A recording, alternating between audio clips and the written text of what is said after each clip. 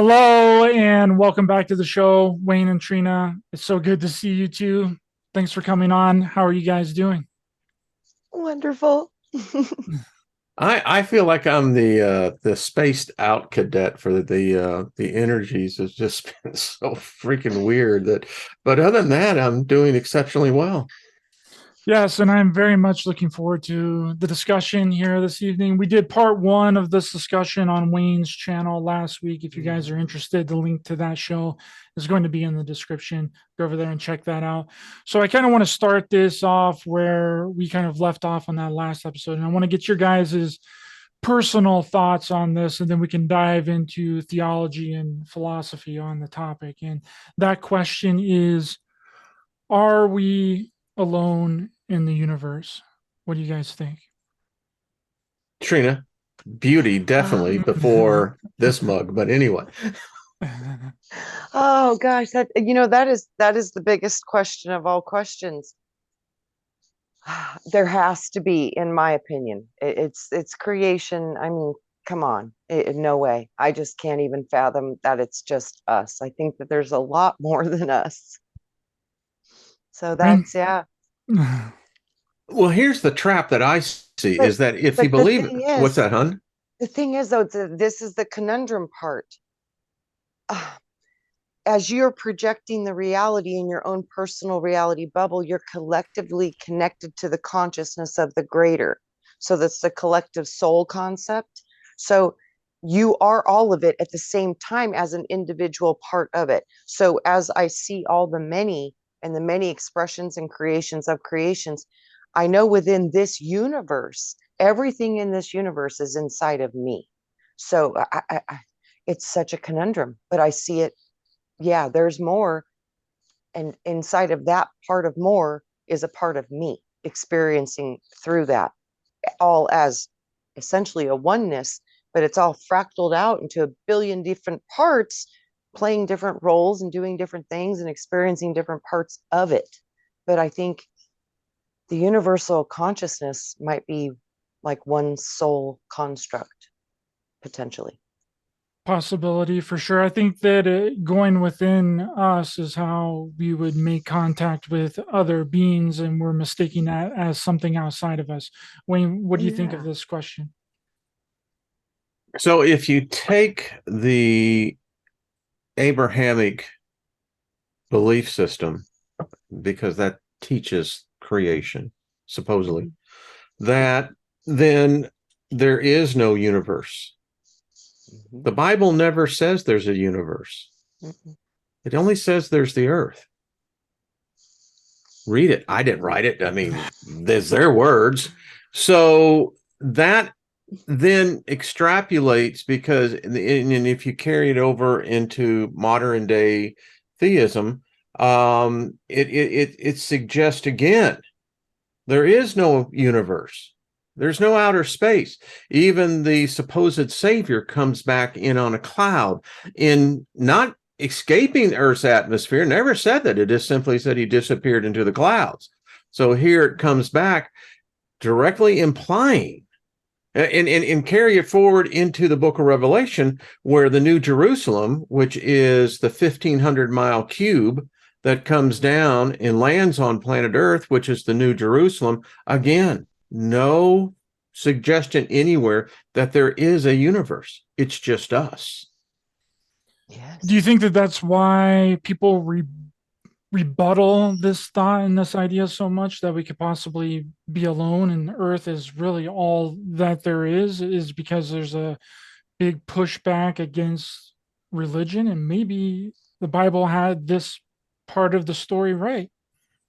I don't know. Yeah, I mean, we take it back to the Samaritans, but even the Samaritans, Ayu, he just simply says he went to the stars. Doesn't say a universe, doesn't say anything outside this verse. Mm-hmm. And I think you're right. Where if you look at everything, and it may be somewhere deep subconsciously in us all, is that fear that there is no getting off of this planet.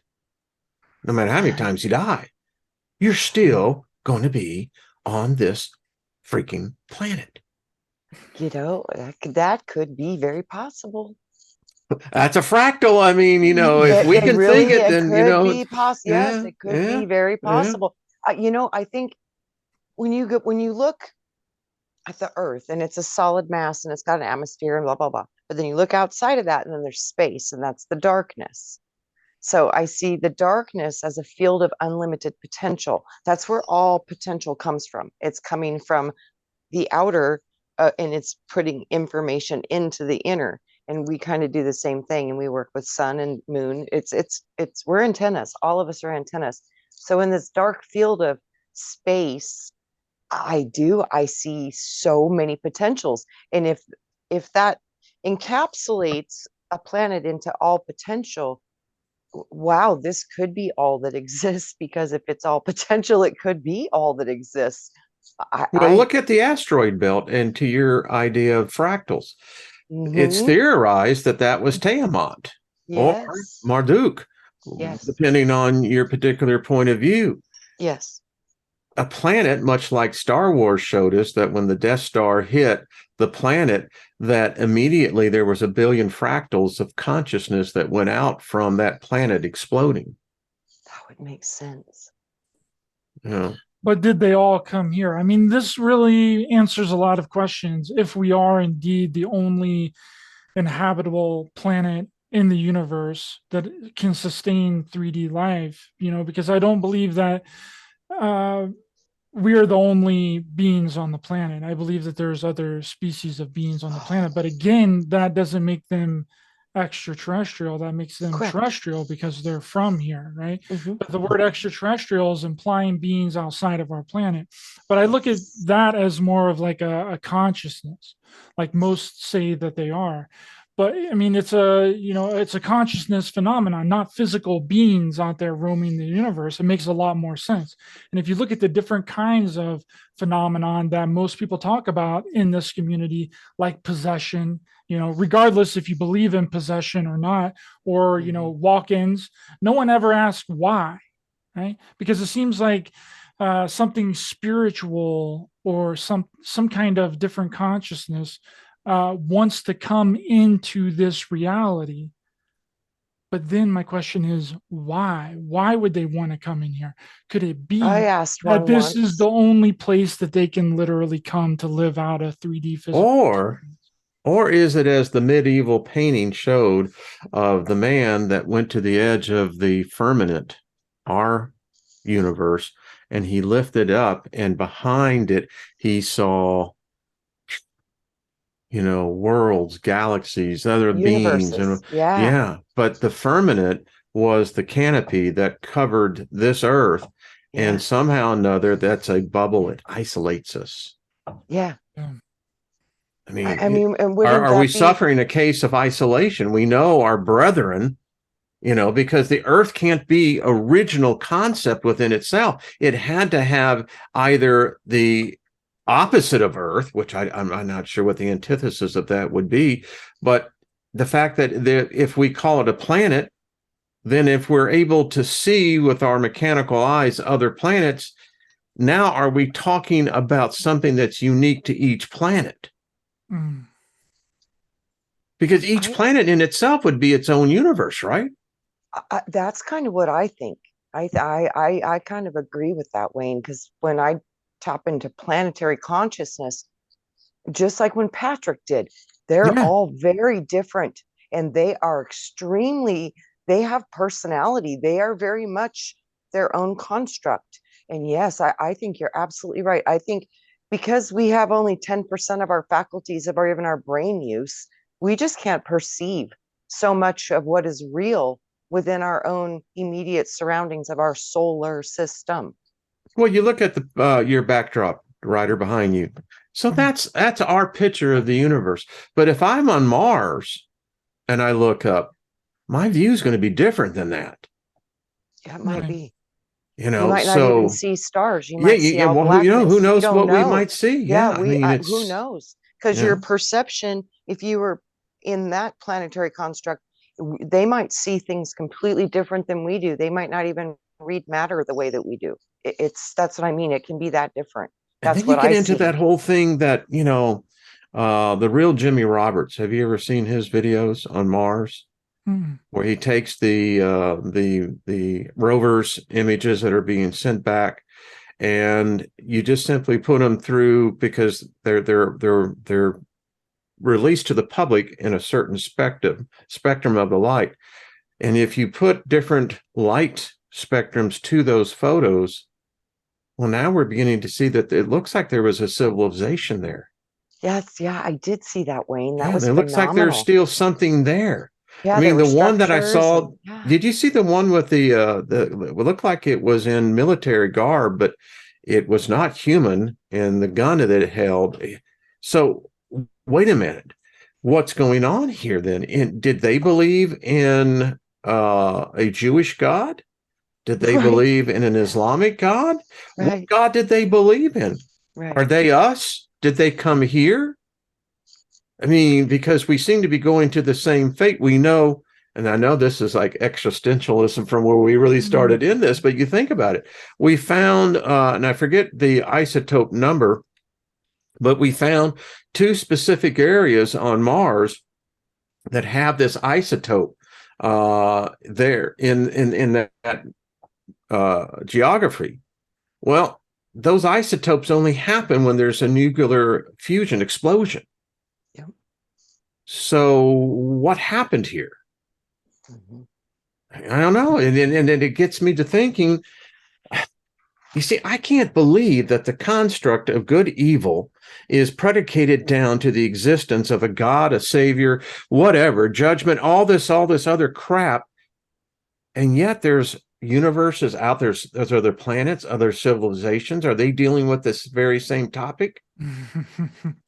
Yeah, that was my question on your show. Like, if you were born on a different planet, let's say that there's an existence on somewhere else out in the universe, would Jesus still be a thing there? I mean, are we Right. implying that Jesus went to all of these different planets and then he died and then resurrected on all of these different planets and they have the same type of belief structure? Or is this only for Earth? Is this, just It's Star-Lord, man. You know, when the Right. Avengers, Iron Man said, hey, who are you? Who do you bow to? And he says, what, am I supposed to say Jesus Christ? Oh, you're from Earth.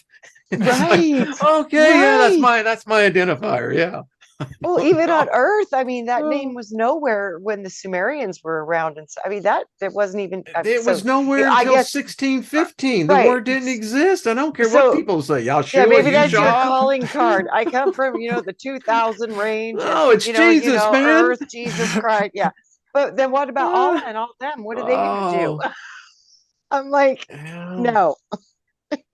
Well, I mean, if we believe that the universe is teeming with life, like a lot of people believe that it is, that there's life on all of these different planets, then that whole theory and that whole concept would completely destroy religion. Yeah, Completely. Totally. totally. Because Yeah. if you're Mhm, believing that, Jesus was the son of God, then mhm. what about all these other planets? What about all these other civilizations and all these other beings that are living on all these other planets? Like, did they also have that same figure? Did they have that same Jesus figure? If so, this is a real freaking nightmare, man, because it never freaking ends. You get on a Right. new planet, you're thinking, hey, man, I'm going to put on some of the lotion, sit back, and they come up and they're going, hey, have you found Jesus? What the fuck? I wasn't even looking for him.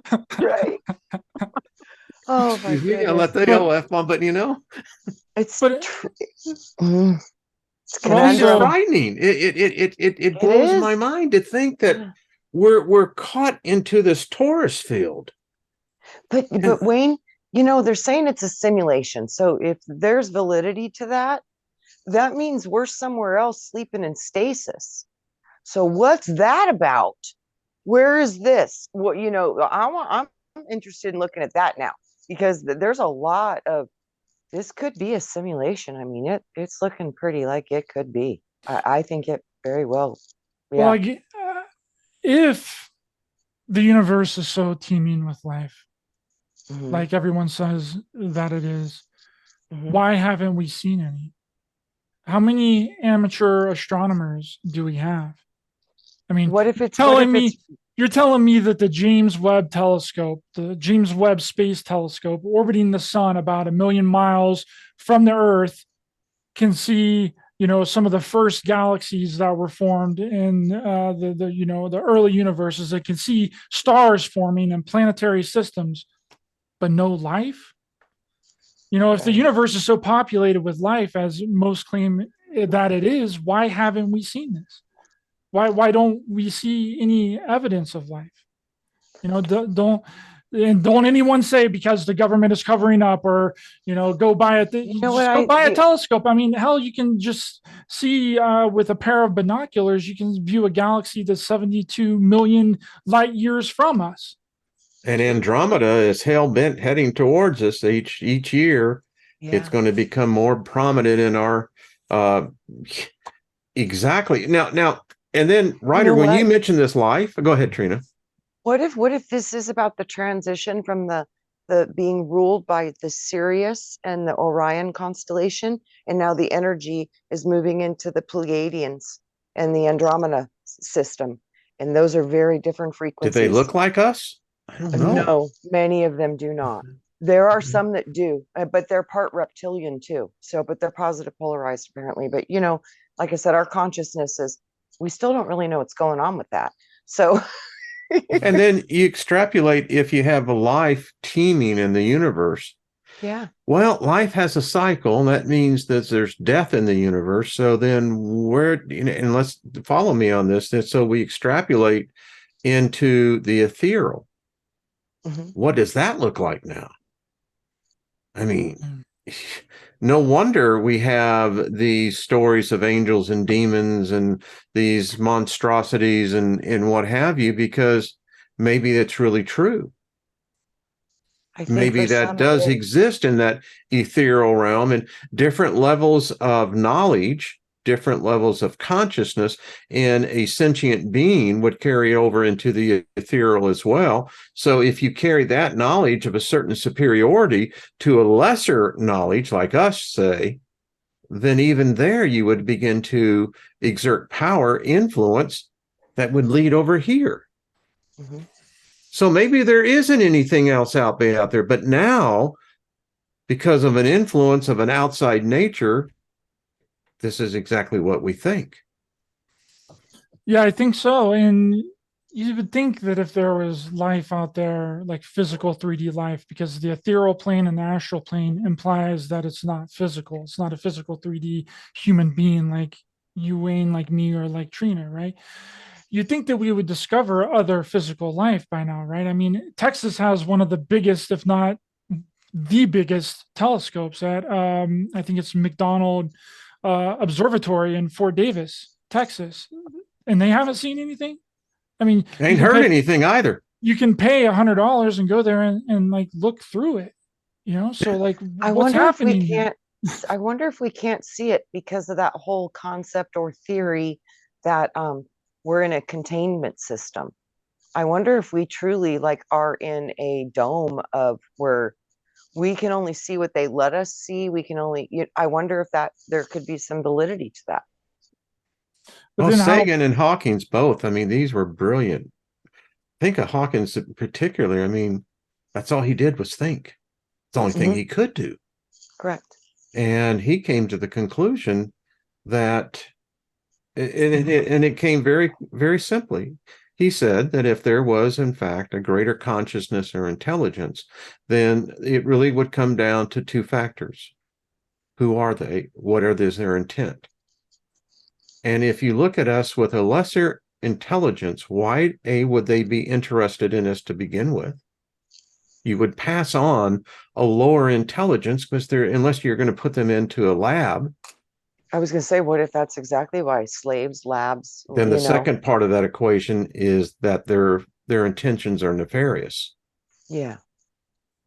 And it gets back to, and we, in this discussion, let's just stop and let's interject the fact that we're Homo sapiens, depending on, one can say Homo sapiens sapiens, but there were Homo neanderthalis, Homo cro-magnus, Homo habilis. I mean, we know this. So what's going on? Did they have the same dilemma? Or was it more of an issue of survival? But we know that once you master the art of survival, then you begin to expand your curiosity. I mean, I'm trying to figure out, then we are them and they are us. We don't seem to be too different. And and I think, was Jesus their Jesus? Did they care about Jesus? I don't know. It seems all modern dayish. I mean, and then if you don't believe it, well, then you're branded. It's like, you heathen. But yet Christianity is a pagan religion. And Christianity wasn't the first religion. I mean, it was, but we're convinced in the culture that we live in that there's this alternate perception of reality that we live in, and we accept it as perfectly normal. Yeah, I think that when people can't find a deep sense of meaning, they tend to distract themselves, right? Trying to fill that void with extravagant things, like 150 extraterrestrial species visiting Earth, religion, alien abductions, that the universe is heavily populated. And if it's not extravagant things, it's the news, it's TV, it's movies, it's music, it's phones, it's entertainment, right? So why would we look at the extraterrestrial hypothesis and the universe being teeming with life anything more than entertainment, right? I mean, this is exactly how religion became as big as it has, is because people think that life sucks so bad here that they're willing to believe in impossibilities, right? Because it gives people a meaning and a purpose. This is how leaders of cults become popular as well, right? They give a sense of meaning and purpose to their community in an attempt to fill that void of hopelessness and suffering. Well, as you were talking, Ryder, I remember, because, I was in Christianity as an ordained minister, Bible school, the whole bit, went to the largest crusades back in the day. You don't see them today. But do you know what attracted us as a youth? And I'm speaking specifically the charismatic movement that hit in the late 70s. And I can remember in many of these meetings, particularly the girls and the women, there was a sense of freedom, and they were dancing. They were dancing in the aisles, dancing up on the platform. And there was this expression of hope. There was this expression of love.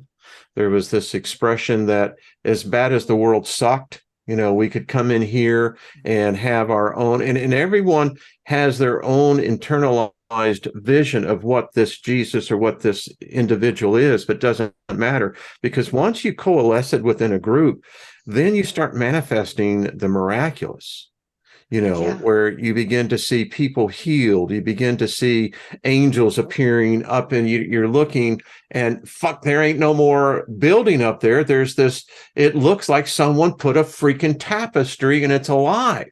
That's the kind of stuff I'm talking about. That's what I was used to. We bought into that because we were firmly convinced that we were about to be delivered out of this, and wasn't this freedom of expression. And they called it, the charismatic, the move of the Holy Spirit. And the Holy Spirit brought the paranormal. The Holy Spirit brought the supernatural. It revived a dead religion that was nothing more than moat, and became something that was alive, but it was us individually. Problem was, what we found out is that it didn't last. No, because they thought it was something outside of them. And they didn't get it, that it was created from inside. You know what hijacked that whole movement? What was the prosperity movement?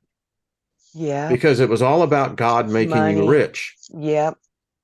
And a lot of people did get rich. And the thing about it is, once you become rich, you suddenly, your values and your priorities change from when you weren't so rich. Yep. So what is that? Is that the same religion?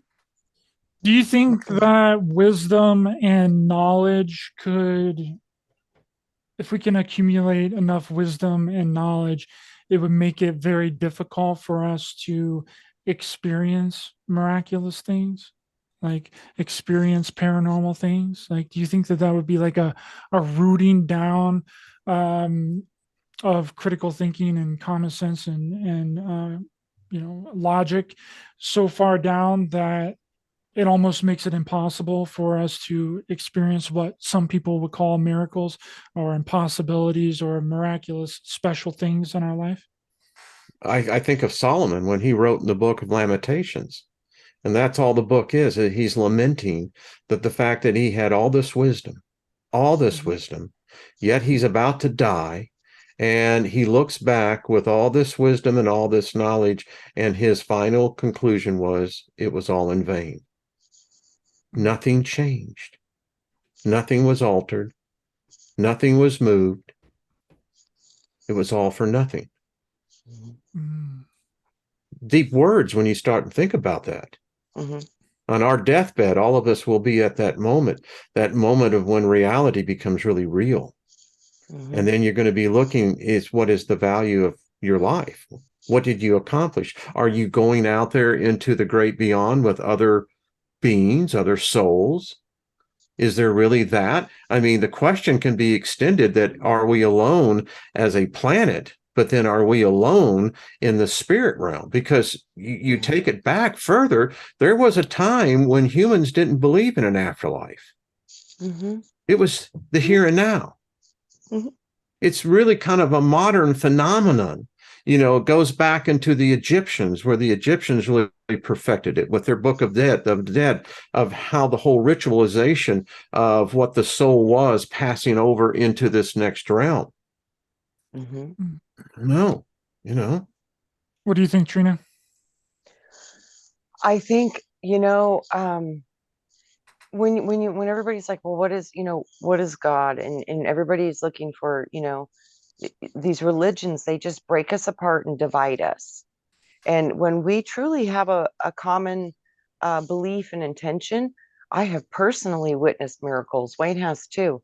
These things they're easy. They're relatively, they're very, Wayne knows that just they happen. So this power I've seen over and over and over again. The thing is that's why it always fizzles out, because you think it's from outside of you. No, it's the power of when we come together as humans and we do what you're saying. It's a matter of balancing the heart and the mind. So when you get into heart mind cohesion, you kind of go 0 point and everybody locks into a specific rhythm and heartbeat and frequency. And it's very easy to manifest what everybody's intention to manifest is. So this is the thing that they want to keep everybody not knowing, is because if you're fighting over which God's better, you're never going to unify on the power of God that's within us as children of God. So that's the whole trick. They don't want anybody to know what we can do, and they've done a really good job at it. It reminds me of my youth. I grew up all my whole life just to discover my youth. But back in the day, it was a commune outside Taos, New Mexico. And, I remember one particular evening, all of us, the whole group dropped, some really good acid. My point was we got into this thing where we were all holding hands around the campfire. And then as the circle began to move, you begin to dance and there's this energy that just flows. I mean, that's the same environment that miracles can happen. Yes. It's not necessarily under a religious banner that these manifestations take place. It's also when the paranormal manifest. Yes. Now, being high on LSD helped, but, it was still the fact that, we were in ourselves, making ourselves to almost becoming our own portal, so to speak. Yeah. And And that happens with the Ouija board. You open a portal. These things are very easy to do.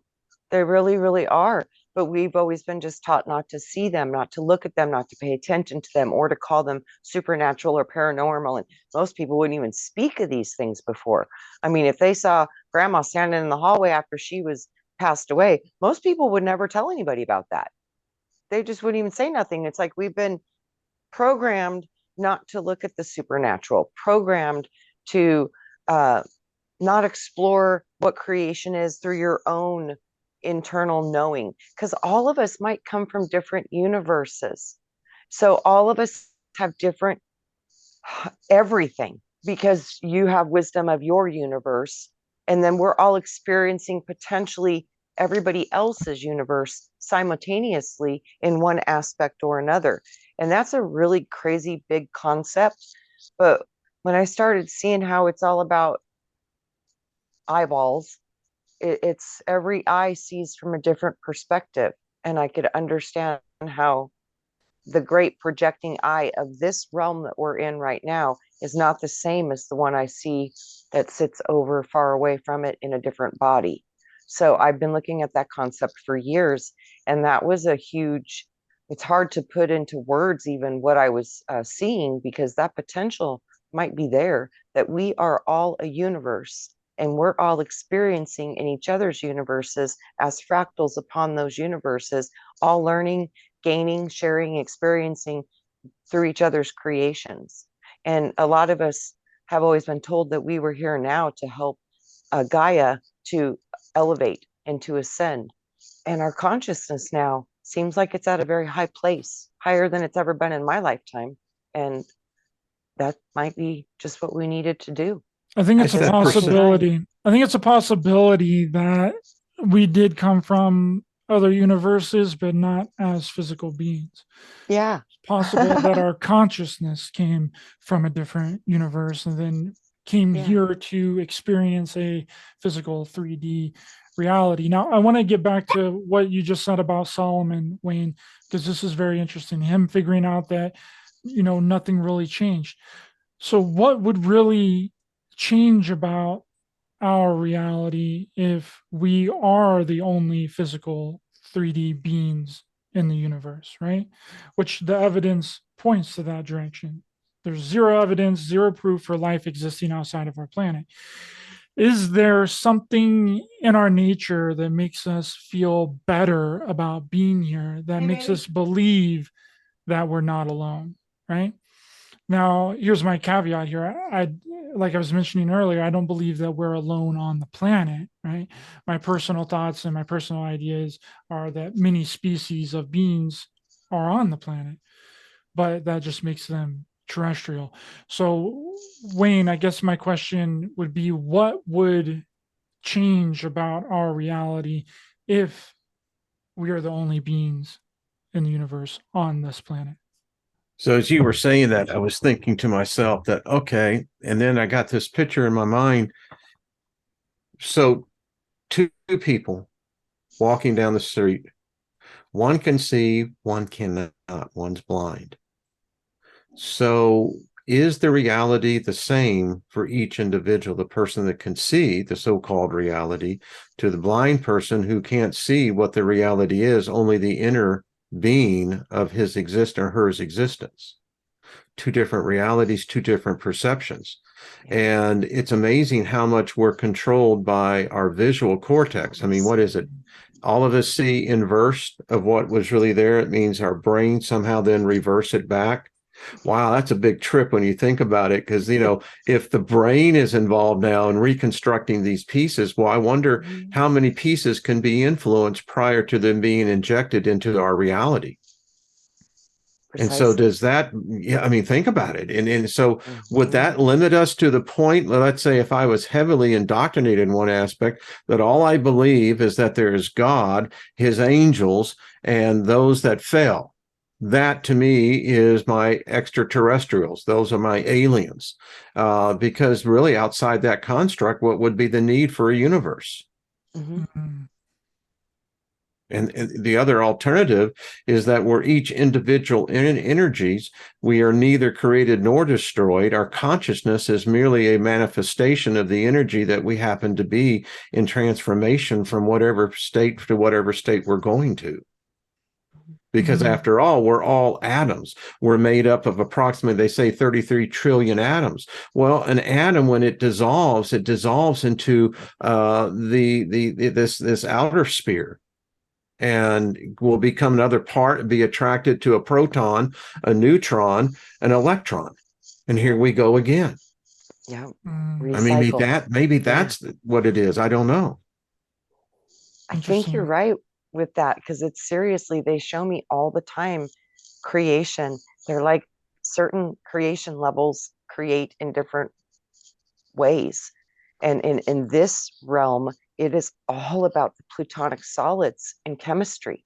Everything here is about that. And it's all, everything in this reality is sitting in binary code, even a And leaf. everything in reality Everything. is basically 3 chemical stimuli Yes. and 2 electrical.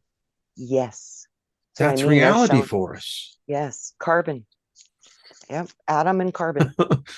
Like, gee, Yeah. where do I get off of this? And I When see the it. hell did I get on it? So you see the potential just when you look at plutonic solids, all the different combinations that could create Oh. different organisms. And that's kind of what I see. It's like, really, you think I'm only going to use 3 elements to use in all creation?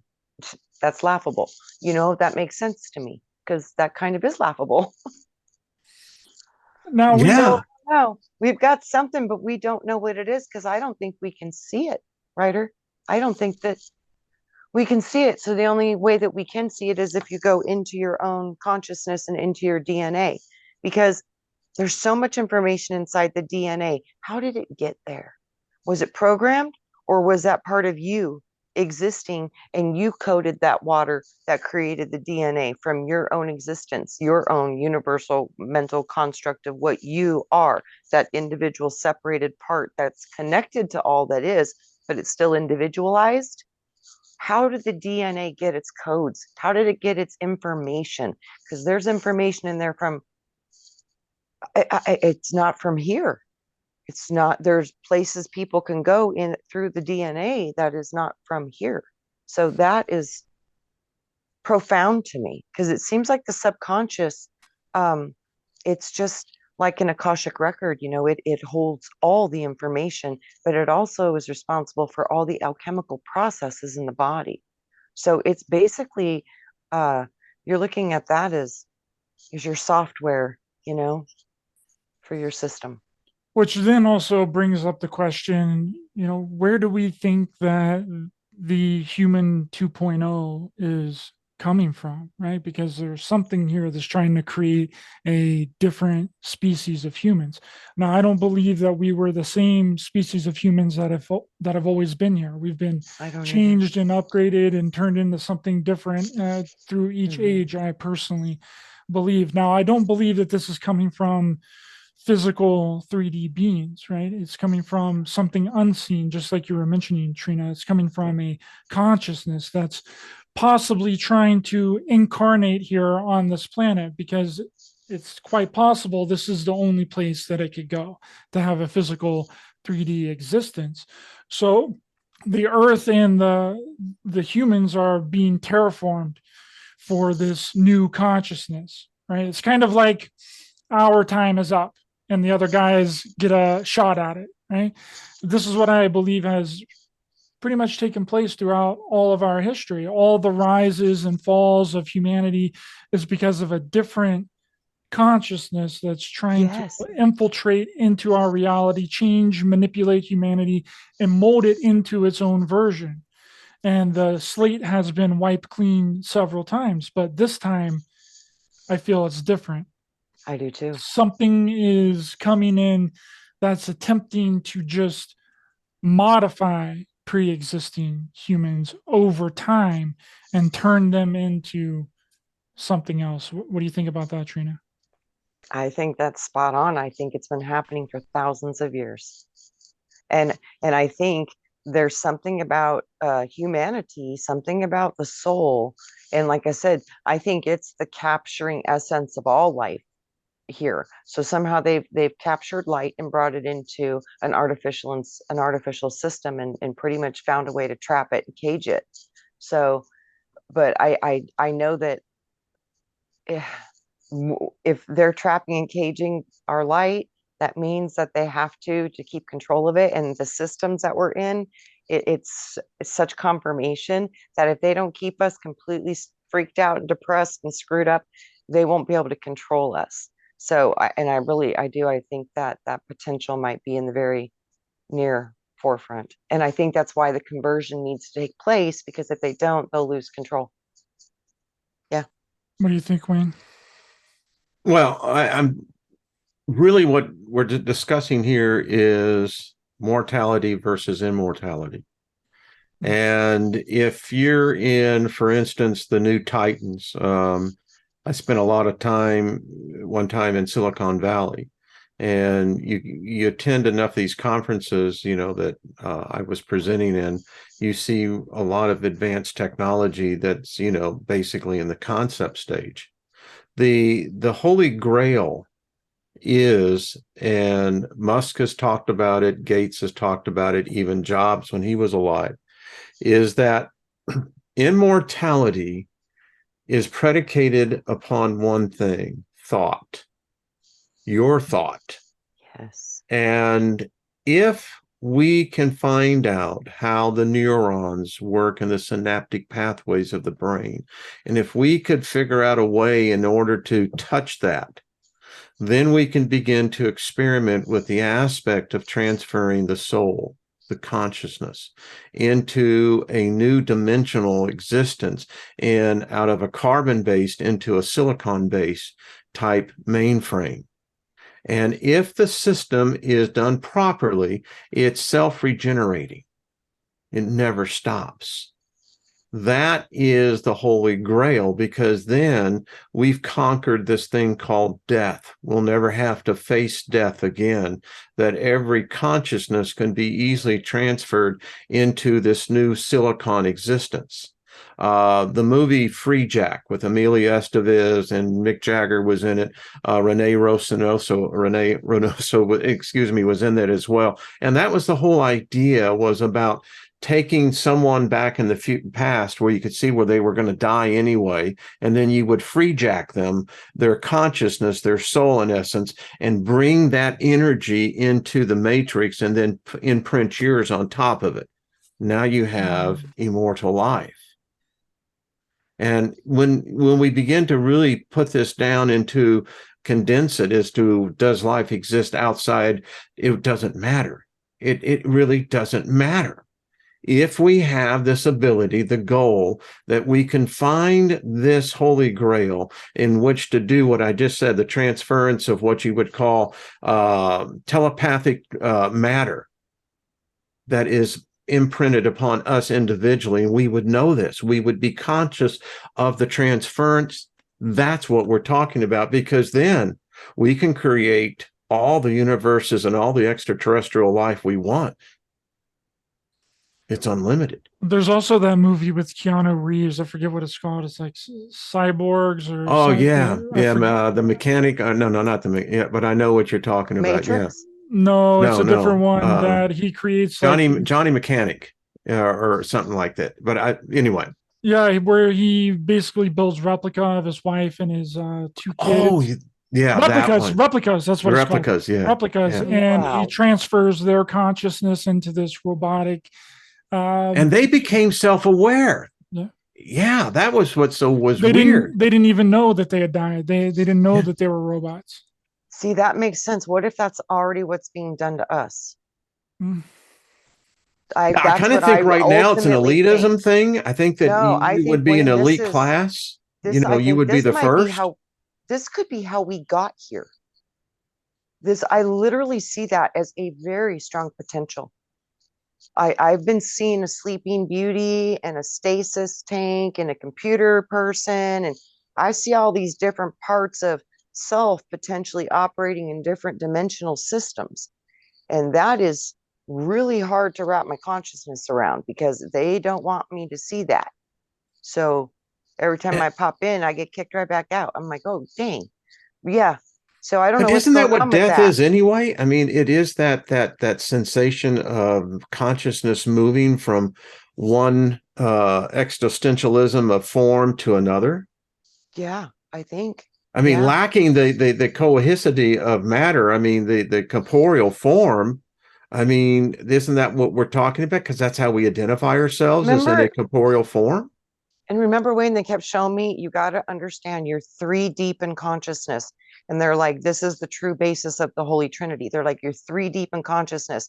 And then I'm like, I don't get it. And then they're showing me, okay, think of like a cell inside of a cell inside of a cell. And then they'd show me, okay, think about a spaceship inside of a spaceship inside of a spaceship. Think about those Russian dolls, the doll inside of the doll inside of the doll. And that's probably the most appropriate because that doll has 9 bodies, I think, or 12, 9 or 12. Yeah, different nesting dolls. Yeah, they're different ones. Yeah. They're the dimensions. It's showing you the dimensions you're existing on. So I've been seeing that as a strong potential for so long. And then the movie The Matrix came out, and that just triggered a whole bunch of other series of crazy consciousness that, I was being able to connect to. But like I said, I look at that as, like I said, they keep replicating what was done from the level above. This is what I keep being shown. So it's like if you jump into another sleeve and trap your consciousness into that sleeve that can't die, wow, you might be really putting yourself into a serious box. Yeah, and then there's also this other movie that I found really interesting. It's called Extinction. It's on Netflix. Has Michael Pena in it. And it's basically about this alien invasion. But it turns out that it's not aliens that's invading. Sorry for anyone that hasn't watched it. I'm getting ready to spoil it, but it's very interesting. Very interesting for this conversation. Turns out that it's not aliens that's invading, it's humans. And the humans that were living on Earth were robots, were cyborgs. Yeah, and the humans were coming back to Earth to eliminate the cyborgs and take back over the planet. Wayne, right before Brian passed away, he had me watch a movie that had a similar like storyline like that. And I was blown away by that. I was like, oh shit, what if that's real? Because I really wonder. I really, really do. I wonder a lot. It was I wild. really do, Ryder. It's crazy because I literally see, I have other higher bodies projecting the reality of my consciousness into this lower realm. I've seen that. And it's the same thing from the eye in the sky projecting the reality of the earth. It's crazy. All these eyes I see that project. And then you look at the highest form of the angels, their eyeballs, seraphim. They're all eyes. It's crazy what I see. And there's got to be something to this because I didn't know about no seraphim and stuff when I started seeing these things when I was younger. And I'd never seen the Matrix or anything. So I have no idea where this consciousness, it's coming from something. I just don't know what. So do we think that this human 2.0 is coming from physical beings outside of us, like extraterrestrials that, people have theorized that is manipulating humanity, altering our DNA, changing our genetic code and altering our genetics? Or is this coming from a spiritual consciousness level? And Could be coming from AI.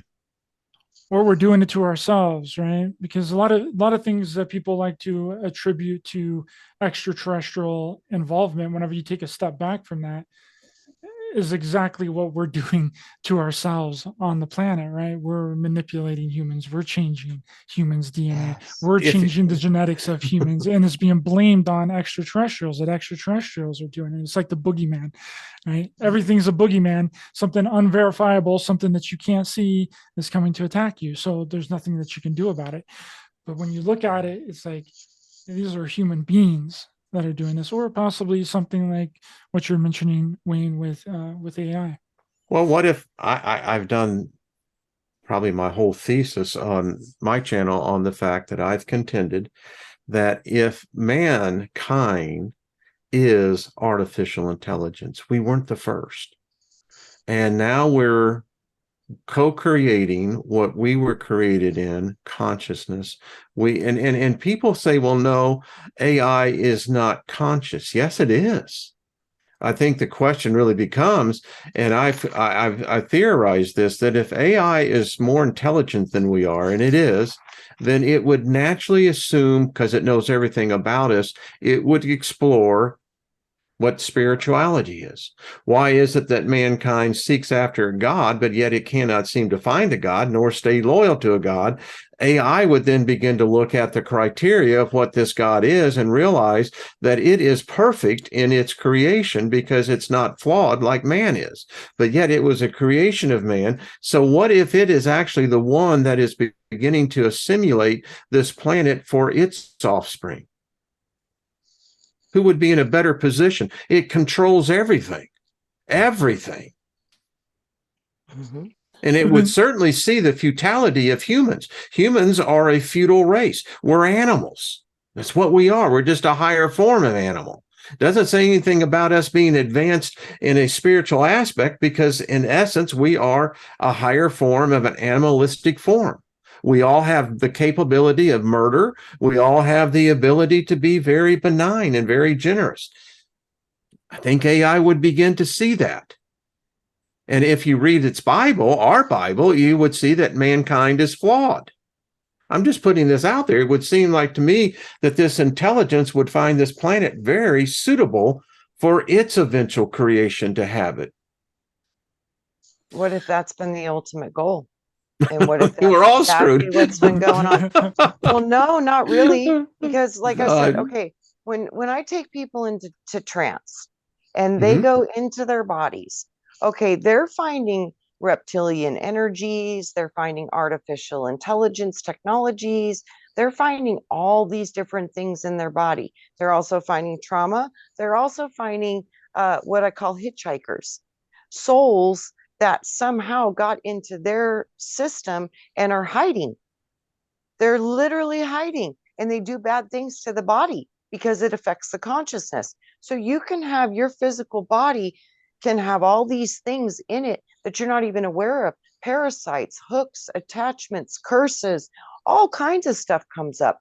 Okay, so if all of this stuff is riding around in most people's avatars, man, you kick it up a notch with some new technology and some crazy food and air and pollutions, it's going to numb them out even more to where more possession can take place on different forms and levels.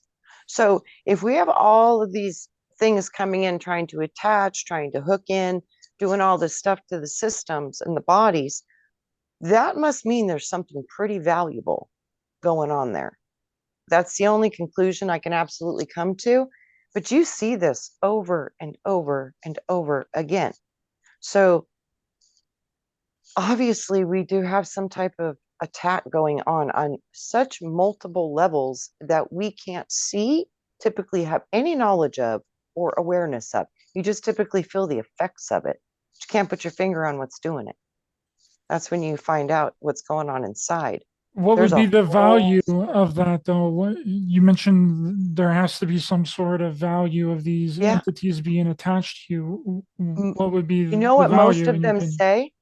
Most of them, because you can ask, you can talk to that consciousness through their body. You can ask that consciousness to speak and you can bring it up and switch and speak to that consciousness. It'll tell you why. And it's a lot of different reasons, but most common I see they're hiding because they had a traumatic death and they're confused and they need help. It's not a big deal. That you can usually clear that pretty easy. So some of them are hiding. A lot of them though, it's because they literally they're dark energies and they like to cause harm. It's like that's fun for them. It's their negative polarized beings. And then a lot of them are reptilian consciousness. You see this over and over and over again. And like I said, Ryder, I think they're organic to this planet. So that might be why you see so much of it in the body fields and in the DNA of human beings, because there's a very strong connection with that. And then there's also a lot of connections to these reptilians. When they all leave the body, 90% of them go into the caves underground or they go up in the ships. And that's what they say. Hmm. Mm-hmm. So, yeah, let's get on to the topic of if we are the only species of being on this planet. What do we think about that? Do we think that there's other species of maybe even evolved forms of us, other species of human beings, other beings that look differently than us? What do we think about this? What do you think, Wayne? I think we get back to the homogeneous. I mean, did Neanderthals have soul? Are they still alive? Did they live in an afterlife? I mean, we talk about sapiens. We're the new kids on the block. Right. And I look at this thing, and if we're the only ones here, then there is no afterlife. But if we're not, I mean, it's like, what is the new movie that's coming out? The Pope's Exorcist. The Catholic Church teaches, well, there are many mainline Protestant denominations as well that believe that the human can be possessed of a demon. And that a demon, and not only just a demon, but if you read the book of Mark, apparently you can have a legion in the human spirit. How do you deal with that? I mean, what is that?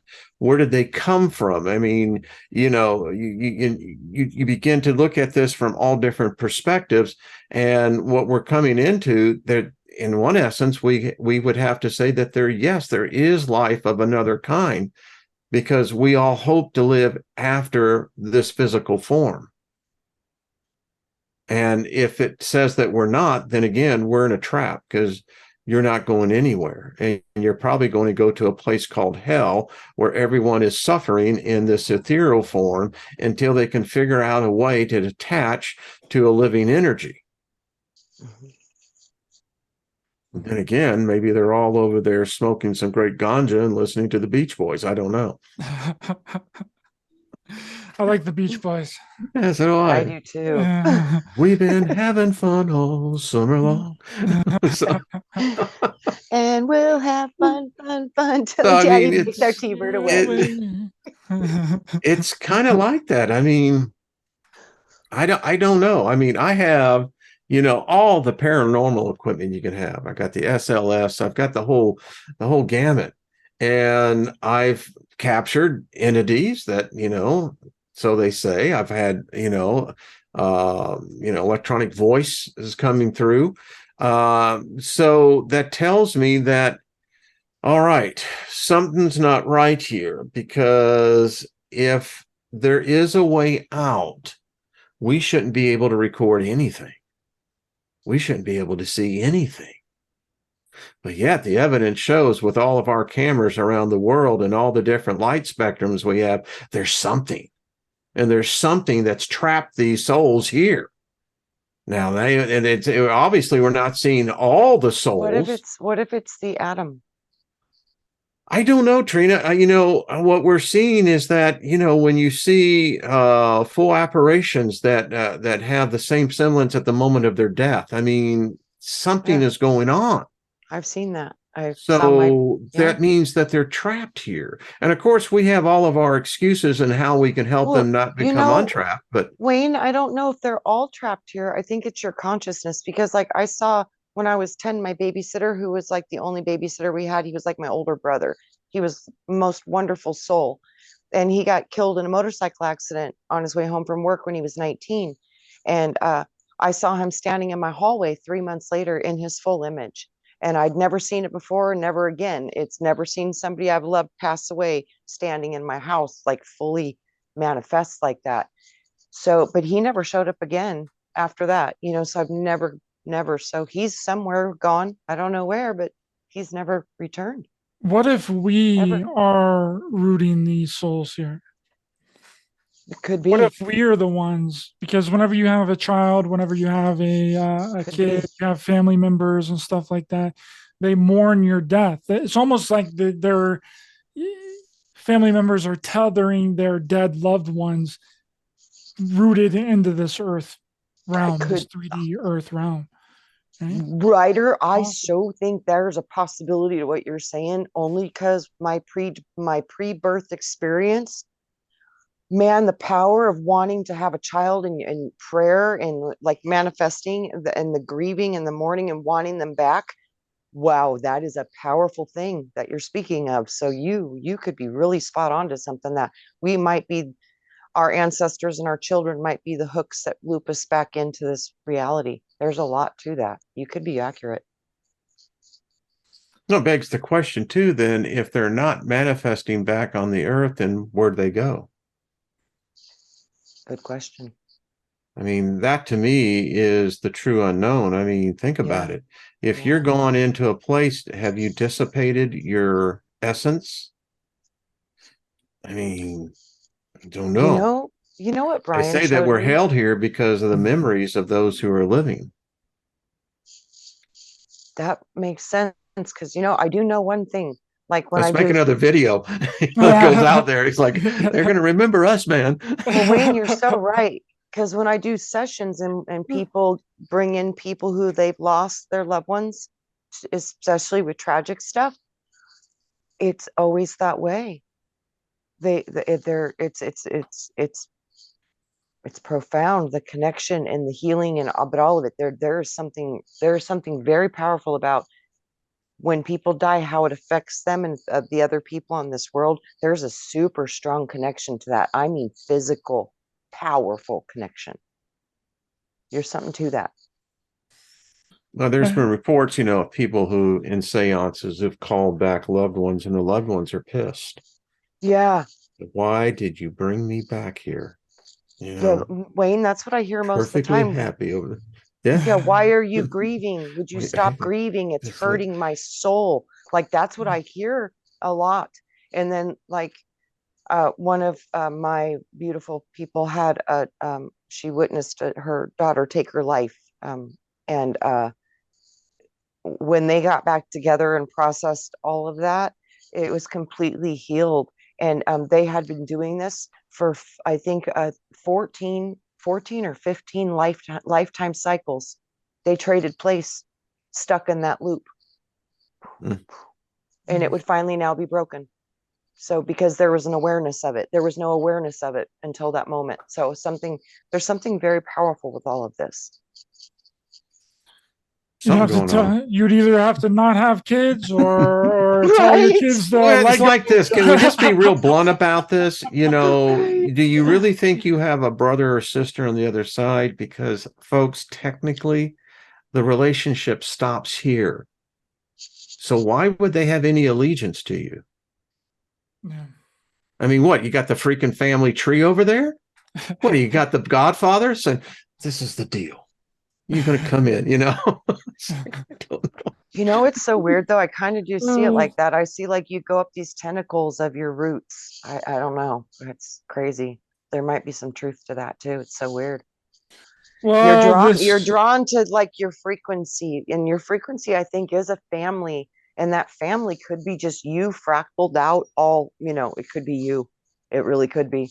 But I do see that there is some type of a family of but it's not a human form. It's not this.